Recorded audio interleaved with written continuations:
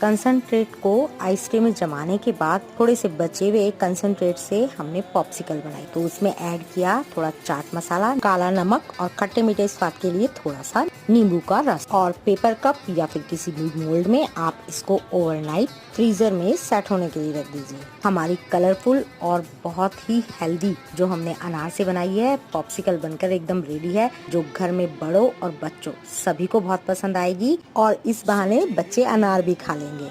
आप इसे 15 से 20 दिन फ्रीजर में आराम से रखकर एंजॉय कर सकते हैं। तो बनाएं और मुझे कमेंट